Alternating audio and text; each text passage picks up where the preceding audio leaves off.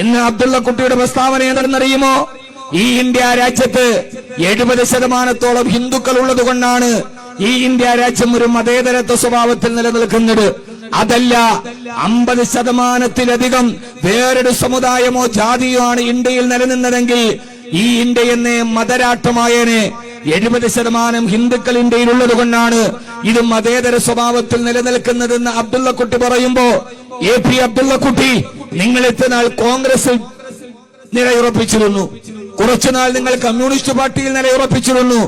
നിങ്ങൾ ഇത്രനാൾ നടന്നിട്ട് നിങ്ങൾ ആകെ ചരിത്രം പഠിക്കാതെ കടന്നുപോയോ? അബ്ദുള്ള കുട്ടി പഠിച്ച ആകെ ചരിത്രം മക്കാവിലാണ്. മക്കാവ് സന്ദർശിക്കാൻ വേണ്ടി പോയപ്പോ അവിടെ വഴിയരികിൽ കണ്ട ലൈംഗിക ഉപകരണങ്ങൾ കേരളത്തിൽ കൊണ്ടുവന്നാൽ നന്നായിരുന്നു എന്ന് പറഞ്ഞ ആ ചരിത്രബോധത്തിന്റെ വികരമായ മനസ്സുകൾ ഇപ്പോഴും അബ്ദുള്ള കുട്ടിയുടെ ആ വികരമായ പ്രേതം വിട്ടൊടിഞ്ഞിട്ടില്ല. നിങ്ങൾ ആരോടാണ് ചരിത്രത്തെ തിരുത്തി പറയുന്നത്? 70%-ലധികം ഹിന്ദുക്കൾ ഉള്ളത് കൊണ്ടാണ് മതേതരത്വം നിലനിൽക്കുന്നതെന്ന് പറയുന്നു നിങ്ങൾ. 50%-ലെങ്ങാനും മുസ്ലിമീങ്ങളായാൽ ഇന്ത്യ എന്നെ പാകിസ്ഥാൻ പോലെ ഒരു മതരാഷ്ട്രമായി മാറിയേനെ എന്ന് പറയുമ്പോ, അബ്ദുള്ള കുട്ടി നിങ്ങൾക്കറിയുമോ, 7 നൂറ്റാണ്ട് മുഴുവനും മുഗളന്മാരായ മുസ്ലിമീങ്ങളാണ് ഇന്ത്യ രാജ്യം ഭരിച്ചിരുന്നത്. 7 നൂറ്റാണ്ട് അവർ ഭരിച്ചിവിടെ നിന്ന് തിരിച്ചു പോകുമ്പോ ഒരു ക്ഷേത്രം പോലും കൊള്ളയടിക്കപ്പെട്ടിട്ടില്ല.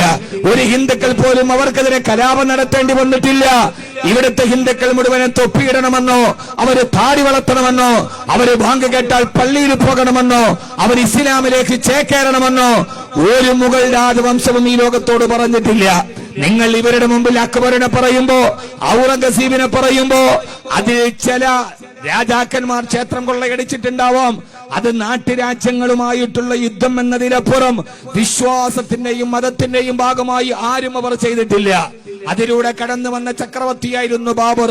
അതിലേറ്റവും പടികേട്ട ചക്രവർത്തിയായിരുന്നു ഔറംഗസീബ്. ആരാ ഔറംഗസീബ് എന്നറിയുമോ? ഔറംഗസീബിനെ കുറിച്ച് നിങ്ങൾ പറഞ്ഞത് ക്ഷേത്രം കൊള്ളയടിച്ച ഔറംഗസീബിനെയാണ് നിങ്ങൾ പറഞ്ഞു കൊടുത്തത്. ഹിന്ദുക്കളെ കൊല്ലാൻ പറഞ്ഞ ഔറംഗസീബിനെയാണ് വികലമായ ചരിത്രം പറഞ്ഞു കൊടുത്തത്. പക്ഷേ നിങ്ങൾക്ക് ആർക്കും അറിയില്ല, ഔറംഗസീബിനെ സ്വന്തം ജീവിതത്തിന്റെ വരുമാനത്തിനു വേണ്ടി ഖുർആൻ പകർത്തിയെഴുതിയും തൊപ്പിത്തുന്നിയും ജീവിച്ച, തന്റെ മരണാനന്തര ചടങ്ങിന് വേണ്ടിയുള്ള പൈസ പൊതുഖജനാവിൽ നിന്ന് എടുക്കരുതെന്ന് പറഞ്ഞ് തൊപ്പി തുന്നിയ പൈസ അരപ്പട്ടയിൽ തിരികെ വെച്ചിട്ട് മരിച്ചുപോയ ഔറംഗസീബിനെ നിങ്ങൾ ലോകത്തോട് പരിചയപ്പെടുത്തി കൊടുത്തിട്ടില്ല. ക്ഷേത്രം പൊളിച്ച മുഗളന്മാരെ നിങ്ങൾ പരിചയപ്പെടുത്തിയിട്ടുള്ളൂ. രാമായണവും മഹാഭാരതവും പേർഷ്യൻ ഭാഷകളിലേക്ക് തർജ്ജമ ചെയ്യാൻ വേണ്ടി ലോകത്തോട് പറഞ്ഞു കൊടുത്ത മുഗൾ രാജവംശത്തിന്റെ ഭരണാധികാരികളെ നിങ്ങൾ തിരിച്ചറിഞ്ഞിട്ടില്ല. അബ്ദുള്ള കുട്ടി, നിങ്ങൾക്കറിയുമോ, ഇന്ത്യ രാജ്യം 7 നൂറ്റാണ്ട് മുസ്ലിമീങ്ങൾ ഭരിച്ചപ്പോഴുള്ള അവസ്ഥ? അവർ ക്ഷേത്രങ്ങൾ കൊള്ളയടിച്ചില്ല. ഇവിടേക്ക് അവരാരുടെയും സ്വത്തുവകകൾ കൊള്ളയടിച്ചില്ല. ബ്രിട്ടീഷുകാർ ഇന്ത്യയിലേക്ക് വന്നത് കൊള്ളയടിക്കാനാണ്. ഡച്ചുകാർ വന്നത് കൊള്ളയടിക്കാനാണ്. 7 നൂറ്റാണ്ട് മുഗളന്മാര് ഭരിച്ചിട്ട് ഈ ലോകത്ത് നിന്ന് തിരിച്ചിറങ്ങി പോകുമ്പോ അതേവരെ അവരോട് ആർക്കും ഒരു യുദ്ധം ചെയ്യേണ്ടി വന്നിട്ടില്ല. ഈ ബ്രിട്ടീഷ് ഈസ്റ്റ് ഇന്ത്യ കമ്പനി 100 വർഷം തികയുന്നതിനു മുമ്പ് ഇന്ത്യയിൽ ബ്രിട്ടീഷ് ഈസ്റ്റ് ഇന്ത്യ കമ്പനിക്കെതിരെയുള്ള സമരങ്ങൾ രൂപാന്തരപ്പെട്ടിരുന്നു. 7 നൂറ്റാണ്ട് മുഗളന്മാര് ഭരിച്ചിട്ടില്ലാത്ത സ്വാതന്ത്ര്യ സമരം 1 നൂറ്റാണ്ട് തികയുന്നതിന് മുമ്പ് ബ്രിട്ടീഷുകാർക്കെതിരെ പടപ്പുറപ്പാടുണ്ടാകാനുള്ള കാരണം എന്താണ്? ആ ബ്രിട്ടീഷുകാരായിരുന്നു. മുഗളന്മാർ 7 നൂറ്റാണ്ട് ഭരിച്ചിട്ട് ഇന്ത്യയിൽ നിന്ന് ഇറങ്ങിപ്പോകുമ്പോ ഇന്ത്യയുടെ ആഭ്യന്തര ഉൽപാദനത്തിന്റെ തോത് എത്രയെന്നറിയുമോ? 40% ആഭ്യന്തര ഉൽപാദനത്തിന്റെ തോത്. പക്ഷേ 100 വർഷം കഴിഞ്ഞപ്പോ ബ്രിട്ടീഷ് ഈസ്റ്റ് ഇന്ത്യ കമ്പനി ഇവിടെ നിന്ന് പോകുമ്പോ ഇന്ത്യയുടെ ആഭ്യന്തര ഉൽപാദന വളർച്ച വെറും 4% എന്ന് അബ്ദുള്ള കുട്ടി നിങ്ങൾ ലോകത്തോട് വിളിച്ചു പറയണം. മുഗളന്മാർ 7 നൂറ്റാണ്ട് ഭരിച്ചിട്ട് പോകുമ്പോൾ 40% ആഭ്യന്തര ഉൽപാദന വളർച്ചയുണ്ടായിരുന്നു. ആ സാമ്പത്തിക വളർച്ചയാണ് പറങ്കികളെ ഇവിടേക്ക് ആകർഷിച്ചത്. ആ ആഭ്യന്തര സാമ്പത്തിക പദ്ധതിയാണ് ഡച്ചുകാരെ ഇന്ത്യയിലേക്ക് ആകർഷിച്ചത്. ആ സാമ്പത്തിക പദ്ധതിയാണ് ബ്രിട്ടീഷുകാർ ഇവിടേക്ക് വന്നത്. അവർ ഇവിടെ നിന്ന് എല്ലാം കൊള്ളയടിച്ചിട്ട് പോയി. മുഗളന്മാരോ, അവരിവിടെ താജ്മഹൽ, ചെങ്കോട്ട, ഫത്തേപൂർ സിക്രി എല്ലാം അവർ ഇന്ത്യക്ക് വേണ്ടി പണിത് വെച്ചപ്പോ ബ്രിട്ടീഷുകാർ താജ്മഹൽ പൊളിച്ചിട്ട് പോകാനാണ് ശ്രമിച്ചത്. 1 നൂറ്റാണ്ട് കൊണ്ട് 2 പ്രാവശ്യമാണ് താജ്മഹൽ ലേലത്തിന് വെച്ചത്. ഇവിടെ നിന്ന് ഷിപ്പിംഗ് എക്സ്പോർട്ടിന്റെ ചെലവ് കൂടുന്നത് കൊണ്ടാണ് താജ്മഹൽ പൊളിക്കുന്നതിൽ നിന്ന് ബ്രിട്ടീഷുകാർ പിന്തിരിഞ്ഞത്. 2 പ്രാവശ്യമാണ് താജ്മഹൽ ബ്രിട്ടീഷുകാർ ഇന്ത്യയിൽ ലേലത്തിന് വെച്ചത്. മുഗളന്മാര് സമ്മാനിച്ച താജ്മഹൽ ഇവിടെ നിന്ന് കയറ്റിക്കൊണ്ടുപോകാൻ ചെലവ് കൂടിയത് കൊണ്ടാണ് വേണ്ട എന്ന് വെച്ചത്. 1900-കളിൽ ബ്രിട്ടീഷ് ഈസ്റ്റ് ഇന്ത്യ കമ്പനി ഇവിടെ നിന്ന് പോകുമ്പോ 4% ആഭ്യന്തര ഉൽപാദനം. അതാണ് നെഹ്റുവിന്റെ കാലത്ത് ഈ മലയാളികളായ നമ്മളൊക്കെ താളം തകരയിൽ നിന്ന് പട്ടിണി അടക്കി. കുഞ്ഞുങ്ങൾക്ക് കഴിക്കാൻ ഭക്ഷണമില്ലാതിരുന്നപ്പോ അവർ ഇരുമ്പ് പെട്ടിയിൽ വസ്ത്രവും കെട്ടിപ്പിടിച്ചു വെച്ച് ചിലർ ബോംബെയിലേക്ക് കുടിയേറി, ചിലർ മദിരാശിയിലേക്ക് പോയി. മദിരാശിയിലേക്ക് പോയവർ അതുവഴി ശ്രീലങ്കയിലേക്കും സിലോണിലേക്കും ബർമയിലേക്കും പോയി കുടിയേറ്റക്കാരായി. ബോംബെയിലേക്ക് പോയ ആളുകൾ അതിർത്തി കടന്ന് ബംഗ്ലാദേശിലേക്ക് പോയി. അവിടെ പോയവർ അവിടുത്തെ അഭയാർത്ഥികളായി. ഇന്ന് നിങ്ങൾ മതത്തിന്റെ പേരിൽ വേദനിക്കുന്ന കുടിയേറ്റക്കാരില്ലേ, അവര് ബോംബ് വെക്കാൻ പോയതല്ല, അവര് ചാവേറുകളായിട്ട് ബംഗ്ലാദേശിൽ പോയതല്ല. അവര് ശ്രീലങ്കയിലേക്ക് പോയത് ഉടുതുണിക്കും മറുതുണിയില്ലാതെ പട്ടിണി കിടന്ന് മക്കളും മരിക്കുമെന്നുറപ്പായപ്പോ താളം തകരയിൽ നിന്ന് ബ്രിട്ടീഷുകാരൻ ചവച്ചുതുപ്പ ഇന്ത്യയിൽ നിന്ന് ഒരു നേരത്തെ ഭക്ഷണത്തിന് വേണ്ടി പോയതാണ് ഈ കുടിയേറ്റക്കാരായ ആളുകൾ മുഴുവനും. ചരിത്രമറിയാതെ അബ്ദുള്ള കുട്ടി ചരിത്രത്തെ നിങ്ങൾ വ്യഭിചരിച്ചുകൊണ്ട് വർത്തമാനം പറയരുത്. വിശപ്പ് വന്നാൽ പിന്നെ ഏത് കുടിയേറ്റം, വിശപ്പ് വന്നാൽ പിന്നെ ഏത് അതിർത്തിയാണ്? വല്ലാതെ വിശന്ന ഒരു മനുഷ്യനോട് ഒരു നേരത്തെ ഭക്ഷണം നോക്കുമ്പോ അപ്പുറത്തെ ആരാന്റെ മാവില് മാങ്ങ പഴുത്ത് താഴെ വീണ് കിടന്നപ്പോ മുള്ളുവേലി കാണിച്ചിട്ട് ഇതിന്റെ അപ്പുറത്തേക്ക് നീ പോവരുത് എന്ന് പറഞ്ഞാൽ വിശക്കുന്ന ഒരുത്തന് എന്ത് അതിർത്തി, എന്ത് മുള്ളുവേലി? അവൻ അതിർത്തിയും കടന്ന് വിശപ്പിന്റെ വഴി കാണാൻ വേണ്ടി പോയി. ആ പോയ ആളുകൾ അവരെയാണ് പിന്നെ നിങ്ങൾ മതത്തിന്റെ പേരിൽ വേർതിരിച്ചത്. ഇവിടെ വല്ലാതെ ശൈത്യകാലം മുറുകിക്കഴിയുമ്പോ സെർബിയയിൽ നിന്ന് സെർബിയൻ കൊക്കുകൾ കടലുണ്ടിപ്പുഴയിലേക്ക് രാജ്യത്തിന്റെ മുഴുവനും അതിർത്തികളുടെ മുകളിലൂടെ പറന്ന് കടലുണ്ടിപ്പുഴയിലേക്ക് വരാറുണ്ട്. വിശക്കുന്ന പറവകൾക്ക് എന്ത് കടലുണ്ടിപ്പുഴ, ഏത് രാജ്യത്തിന്റെ അതിർത്തി? അതുകൊണ്ട് ഒരിക്കൽ കൂടി പറയുകയാണ്, ഇത് തിരിച്ചറിയാൻ കഴിയാത്ത രാഷ്ട്രീയത്വത്തിന്റെ പേരിൽ ഭൂരിപക്ഷ വർഗീയതയെ ആളിക്കത്തിച്ച് ന്യൂനപക്ഷങ്ങളെ അടിച്ചമർത്താൻ ശ്രമിക്കുന്നവരോട് ഒരിക്കൽ കൂടി പറയുകയാണ്, അല്ലാമ ഇക്ബാൽ പറഞ്ഞ വാക്കുകൾ കടമെടുത്ത്. അല്ലാമ ഇക്ബാൽ പാടാതെ പറഞ്ഞ ഒരു കവിതയുണ്ട്, ഈ ഭൂമി നിന്റേതല്ല, ഈ ഭൂമി എന്റേതുമല്ല, ഈ ഭൂമി എന്റെയും നിന്റെയുടെയും പിതാക്കന്മാരുടെയുമല്ല, ഈ ഭൂമി പടച്ചതമ്പുരാന്റേതാണ്. പടച്ചതമ്പുരാന്റെ ഭൂമിക്ക് അതിർത്തി നിർണ്ണയിക്കാൻ മനുഷ്യ നീ ആരെ എന്ന് ചോദിച്ച അല്ലാമ ഇക്ബാലിന്റെ വാക്കുകൾ കടമെടുത്തിട്ട് പറയാം, ഈ മാനവിക ലോകത്തിന്, മനുഷ്യ ലോകത്തിന് നിങ്ങൾ അതിർത്തികൾ നിശ്ചയിച്ച് മതത്തിന്റെ പേരിൽ വേലിക്കെട്ടുകൾ കെട്ടിയിടരുത്. ഇത് തീർത്തും അപകടമാണ്. അബ്ദുള്ള കുട്ടി വല്ലാതെ ഇതിനെ ന്യായീകരിക്കുമ്പോ ഒന്നുകൂടി നമുക്ക് പറയാനുണ്ട്, ഓർത്തുകൊള്ളുക. സവർക്കർ എഴുതി വെച്ച സവർക്കറിന്റെ ഹിന്ദുത്വ എന്ന പുസ്തകത്തിൽ മുസ്ലിമീങ്ങളോട് സംഘപരിവാരത്തിന്റെ മനോഭാവം എന്ത് എന്ന് അവരുടെ താത്വികാചാര്യനായ പിന്നീട് സ്വയം വീര സവർക്കർ എന്ന് പറഞ്ഞ സവർക്കർ എഴുതി വെച്ചിട്ടുണ്ട്. അയാൾ ഹിന്ദുത്വയിൽ എഴുതി വെച്ചത്, ഒരു പൊടുത്തുനാറിയ നായയെയും ഒരു മുസ്ലിമിനെയും കണ്ടാൽ ആ പൊടുത്തുനാറിയ നായയെ തല്ലിക്കൊല്ലുന്നതിനേക്കാൾ വേഗത്തിൽ ആ മുസ്ലിമിനെ നിങ്ങൾ തല്ലിക്കൊല്ലണം. പൊടുത്തുനാറിയ നായയേക്കാൾ ദുർഗന്ധമാണ് ഒരു മുസ്ലിം എന്ന് സവർക്കർ എഴുതി വെച്ചിട്ടുണ്ട്. ആ സവർക്കർ എഴുതി വെച്ചതാണ് സംഘപരിവാരത്തിന്റെ അജണ്ടയും അവരുടെ താത്വികമായ അടിത്തറയെങ്കിൽ ആ താത്വികമായ അടിത്തറയെ കാവിശാൽ കഴുത്തിലേക്കിട്ട് ഹൃദയത്തിലേക്ക് സ്വീകരിച്ച അബ്ദുള്ള കുട്ടി, അതാണ് സംഘപരിവാറിന്റെ അജണ്ടയെങ്കിൽ കൂടെ തോളില് കൈയിട്ട് നടക്കുമ്പോഴും അധ്യക്ഷ സ്ഥാനത്തിരിക്കുമ്പോഴും അപ്പുറത്തും ഇപ്പുറത്തും ഇരിക്കുമ്പോഴും സംഘപരിവാരത്തെ സംബന്ധിച്ചോളം അബ്ദുള്ള കുട്ടി എന്ന മുസ്ലിം ആണെങ്കിൽ അവരുടെ മനസ്സിൽ പൊടുത്തുനാറിയ നായയേക്കാൾ ദുർഗന്ധം ഭവിക്കുന്ന ഒന്നാണ് എന്ന് അദ്ദേഹം തിരിച്ചറിഞ്ഞാൽ നന്ന്. പറയണോ? ബാക്കിയില്ല. സംഘപരിവാരത്തെ സംബന്ധിച്ചോളം ഒരു മുസ്ലിമാണോ അവരുടെ മനോഭാവം പൊടുത്തുനാറിയ നായയേക്കാൾ ഇവൻ അസഹ്യമാണ്. അപ്പോൾ തോളിൽ കൈയിടുമ്പോഴും വൈസ് പ്രസിഡന്റ് ആക്കുമ്പോഴും കൂടെ നിൽക്കുമ്പോഴും ഒക്കെ അബ്ദുള്ള കുട്ടിയോട് ചുറ്റുമിരിക്കുന്നവരുടെ മനസ്സിലെ മനോഗതവും മനോഭാവവും അങ്ങനെ തന്നെയാണ് എന്ന് ഓർത്തുകൊള്ളുക. അബ്ദുള്ള കുട്ടിയും തിരിച്ചറിയൽ കാർഡിൽ ജാതി രേഖപ്പെടുത്തിയപ്പോൾ മുസ്ലിം ആണെങ്കിൽ അബ്ദുള്ള കുട്ടിയും 1971 വോട്ടർ പട്ടികയിലെ രേഖ കാണിക്കേണ്ടി വരും. 1951 പിതാക്കന്മാർ ഇവിടെ ഇരുന്നു എന്ന രേഖ കാണിക്കണ്ടേ? ഇനി ഇതൊക്കെ തിരിച്ചറിയാതെ എന്തെങ്കിലും നിലനിൽപ്പിന് വേണ്ടി പുലരുമ്പോ അത് തിരിച്ചറിയാൻ സാക്ഷര കേരളത്തിന് കഴിയും എന്ന് നമ്മൾ നന്നായിട്ട് ഓർക്കുക. അള്ളാഹു നമുക്ക് എല്ലാവിധ ബോധവും നൽകി അനുഗ്രഹിക്കുമാറാകട്ടെ. എന്ന് പറഞ്ഞാൽ അതിന്റെ അർത്ഥം എന്താ? NRC നിലവിൽ വന്നാൽ ആ NRC വരുന്നതോടുകൂടി എല്ലാ പൗരന്മാരുടെയും പൗരത്വം റദ്ദാക്കപ്പെടും. ഒന്നേന്ന് പൗരത്വത്തിന്റെ അപേക്ഷ കൊടുക്കണം. അപേക്ഷ കൊടുക്കാൻ വേണ്ടി പിന്നെ ആരും പൗരനല്ല. NRC വരുന്നതോടുകൂടി ആ പൗരത്വത്തിന്റെ രേഖ കൊടുക്കാൻ വേണ്ടി വില്ലേജ് ഓഫീസിലോ അതിന്റെ ചട്ടം വന്നിട്ടില്ല. ചട്ടം വരുന്നതോടുകൂടി ആരുടെ മുമ്പിലാണോ രേഖ ഹാജരാക്കപ്പെടേണ്ടത്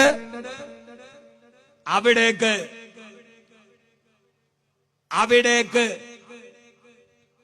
പൗരത്വത്തിന്റെ രേഖ കൊടുക്കാൻ BJPയുടെ സംസ്ഥാന പ്രസിഡന്റ് ആരായിപ്പോ തെരഞ്ഞെടുത്ത വേണ്ട, മുൻ president advocate PS Sreedharan Pillai, vice president Abdullakutty, രണ്ടുപേരും കൂടി രേഖ സമർപ്പിക്കാൻ വേണ്ടി ഒരേ വില്ലേജ് ഓഫീസിൽ പോകുമ്പോ ശ്രീധരൻപിള്ളയോട് വില്ലേജ് ഓഫീസർ പറയും, അദ്ദേഹത്തിനാണ് ചട്ടത്തിൽ ചുമതലയെങ്കിൽ നിങ്ങൾ 2014 മുതലുള്ള രേഖ ശ്രീധരൻപിള്ള കാണിച്ചാൽ മതി. ശ്രീധരൻപിള്ള മുസ്ലിം അല്ല. അപ്പുറത്തിരിക്കുന്ന വൈസ് പ്രസിഡന്റ് അബ്ദുള്ളക്കുട്ടിയോട് പറയും, നിങ്ങൾ 1951 നിങ്ങളുടെ പിതൃവ്യന്മാർക്ക് ഭൂമിയുണ്ടോ? 1971 വോട്ടർ പട്ടികയിൽ നിങ്ങളുടെ പിതാവിന്റെ പേരുണ്ടോ? ഇത് ഹാജരാക്കണം അബ്ദുള്ളക്കുട്ടി. ഇതാണ് NRC. അബ്ദുള്ളക്കുട്ടി ഒന്ന് ചോദിച്ചു നോക്ക്. പേടിക്കണ്ട, ആരും ഭയക്കണ്ട, ഒന്നും സംഭവിക്കില്ല എന്ന് പറഞ്ഞാൽ ഞാൻ ഈ പറഞ്ഞത് ശരിയാണോ എന്ന് അബ്ദുള്ളക്കുട്ടി ഒന്ന് പരിധി നോക്കൂ, എന്നിട്ട് പറയൂ. ഇതാണ് NRC. അള്ളാഹു നമുക്ക് നല്ല ബോധം നൽകി അനുഗ്രഹിക്കട്ടെ. ഇനി ഞാൻ എന്റെ വിഷയത്തിലോട്ട് കിടക്കണം. ചില സമയങ്ങളിൽ പറയേണ്ട കാര്യം കൃത്യമായി മാന്യമായ ഭാഷയിൽ പറഞ്ഞു കൊടുത്തില്ലെങ്കിൽ ചിലപ്പോ നമ്മൾ സദസ്സിനോട് ചെയ്യുന്ന ഒരു അക്രമമായി മാറിയേക്കാം. അള്ളാഹു നമ്മളെ സ്വീകരിക്കുമാറാകട്ടെ. ഈ ആശങ്കകൾ പരിഹരിക്കപ്പെടണം. ഇത് അനുവദിക്കില്ല എന്ന് തന്നെയാണ് നമ്മളും പറയുന്നത്. മുസ്ലിം എന്നൊരു വിഭാഗത്തിന് വേണ്ടി മാത്രം ഇത്രയും വലിയ ഒരു രേഖകൾ കൊടുക്കണമെന്ന് പറയാനുള്ള കാരണം എന്താണ്? അള്ളാഹു നമ്മെ എല്ലാവരെയും അവന്റെ ഇഷ്ടപ്പെട്ട ദാസന്മാർ ഉൾപ്പെടുത്തി അനുഗ്രഹിക്കുമാറാകട്ടെ. നാമീ പറയും മനുഷ്യന്മാരെ, പെണ്ണുങ്ങൾക്ക് ഇപ്പോഴും NRC എന്താന്ന് മനസ്സിലായിട്ടില്ല. അവര് വിചാരിച്ചത് ഇത് പേരൊപ്പിട്ട് കൊടുത്താൽ അംഗൻവാടിയിൽ നിന്ന് അരി കിട്ടാനുള്ള പരിപാടിയാന്ന് വിചാരിച്ചിട്ടാണ് അവരിപ്പോഴും ഇരിക്കുക. NRC പെണ്ണുങ്ങളിപ്പോ NRC വരട്ടെ എന്ന് പറയണത് പൗരത്വം തെളിയിച്ചില്ലെങ്കിൽ മാപ്പിള ഒരു സെല്ലില് അവള് വേറൊരു സെല്ല്, അങ്ങനെയെങ്കിലും ഒരു സമാധാനം കിട്ടൂലോ എന്ന് വിചാരിച്ചിട്ട്. ഇതൊക്കെ വലിയ ഭീതിതമായ അവസ്ഥയാണ്. അതുകൊണ്ട് സഹോദരിമാരെ ബോധവാന്മാരാകണം. ഇതെന്താണെന്ന് കൃത്യമായി പഠിക്കണം. ഇത് വെറുതെയുള്ള ഒരു ആൾക്കൂട്ട ബഹളമല്ല, ഇത് നിലനിൽപ്പിന്റെ പോരാട്ടമാണ്. ഇത് നിലനിൽപ്പിന് വേണ്ടിയുള്ള ജീവൻ മരണ പോരാട്ടമാണ്. ആ പോരാട്ടത്തെ ലാഘവത്വത്തോടുകൂടി കാണരുത്. അത് കൃത്യമായി നമ്മൾ കാണുക തന്നെ ചെയ്യണം. ഇപ്പോൾ BJPയുടെ നേതൃത്വത്തിൽ ഗൃഹസമ്പർക്ക പരിപാടി നടക്കുകയാണ്. അത് വലിയ വിവാദങ്ങളിലേക്ക് വഴിതെളിക്കുകയും ചെയ്തു. അക്കാര്യത്തിൽ നമ്മൾ പ്രത്യേകം ജാഗരൂകരാവണം. സ്ത്രീകളോട് പ്രത്യേകിച്ച് ഞാനിതെന്റെ കടമയാണെന്ന് പറഞ്ഞേ പറ്റൂ. നിങ്ങളുടെ വീടുകളിലേക്ക് BJP നേതാക്കൾ നിങ്ങളുടെ പരിചയക്കാരാവാം, അടുത്തുള്ളവരാകാം. ഈ NRCയുടെ ലഘുലേഖയുമായി നിങ്ങളുടെ അടുക്കൽ വരും. നിങ്ങളുടെ ഫോട്ടോ എടുത്തിട്ട് അവർ പ്രസിദ്ധീകരിക്കും. കേരളത്തിലെ മുസ്ലിം പെണ്ണുങ്ങളെയൊക്കെ ആശങ്ക മാറിയെന്ന്. അതുകൊണ്ട് ഇതുമായിട്ട് ആരെങ്കിലും നിങ്ങളുടെ വീട്ടുപടിക്കൽ വന്നാൽ നിങ്ങളോട് സംസാരിക്കാൻ താല്പര്യമില്ല എന്ന് പറഞ്ഞിട്ട് അവരെ നിങ്ങളുടെ വീട്ടുപടിക്കലേക്ക് നിങ്ങൾ കയറ്റരുത്. അവരുമായിട്ടൊരു സംവാദവുമില്ല.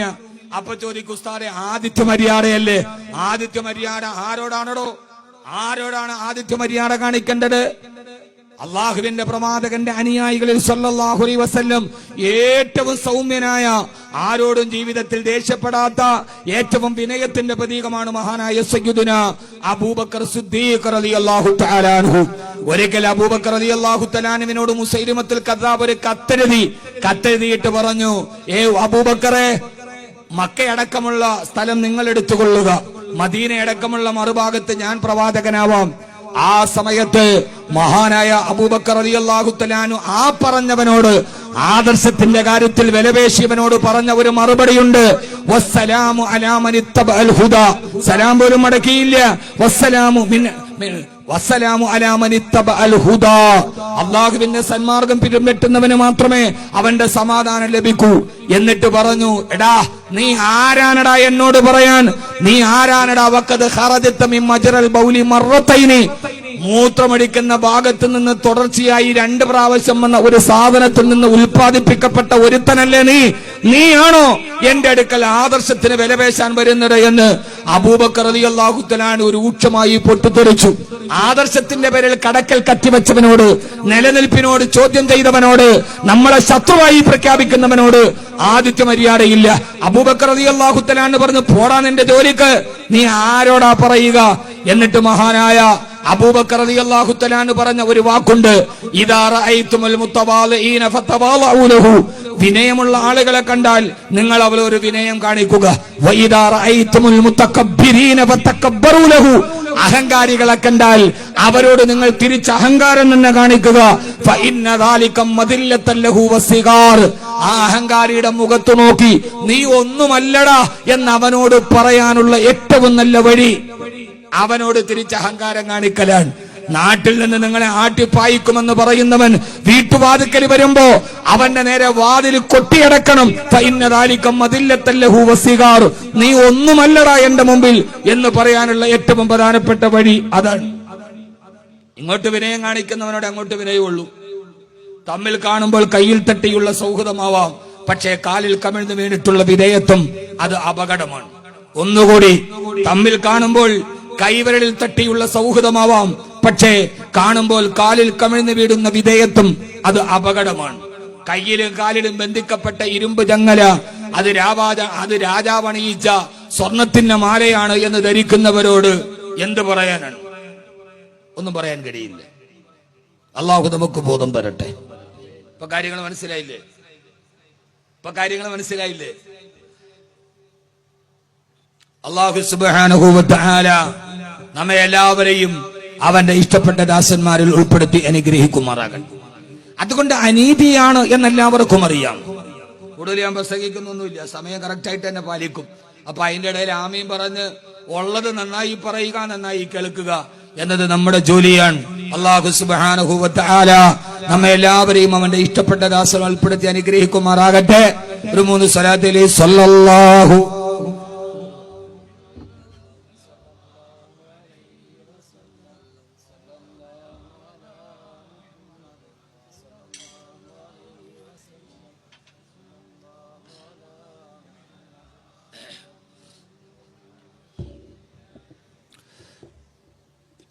അല്ലാഹു സുബ്ഹാനഹു വ തആല എല്ലാ മനുഷ്യരോടും ഇതാണ് നന്മ, ഇതാണ് തിന്മ എന്ന് അല്ലാഹു പറഞ്ഞു തന്നിട്ടുണ്ട്.